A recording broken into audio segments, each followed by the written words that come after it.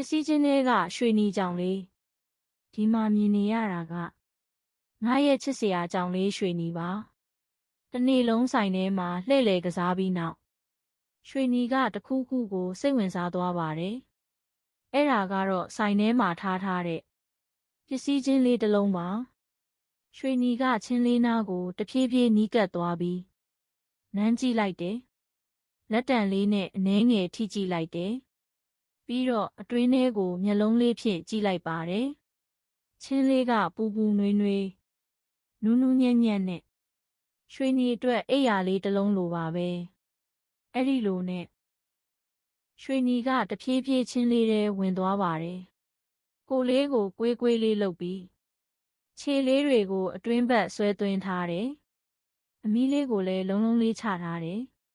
ခဏလေးအကြာမှာမျက်လုံးလေးတွေတဖြည်းဖြည်းပိတ်သွားပါတယ်ခေါ်ရွှေနီကအိမ်မောကျသွားပါပြီအိတ်နေရင်မုတ်စိတ်မွေးလေးတွေနည်းနည်းလေးတုံတုံဖြစ်တယ်နားလေးတွေကလည်းခဏခဏလှုပ်သလိုဖြစ်တယ်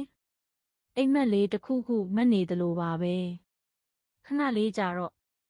ခြေလေးတစ်ဖက်လှုပ်သွားတယ်ဒါပေမဲ့ပြန်ပြီးအေးအေးဆေးဆေးကွေးကွေးလေးအိတ်နေသွားပြန်ပါတယ်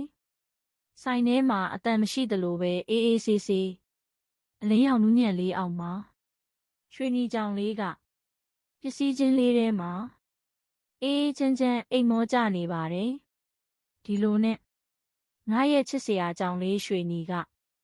သူ့အတွက်အဆင်ပြေဆုံးနေရာလေးကိုရှာတွေ့ပြီးချိုချိုမြိမ်မြိမ်အိမ်မက်လေးတွေမဲ့ရင်အေးအေးလေးအိတ်နေပါတဲ့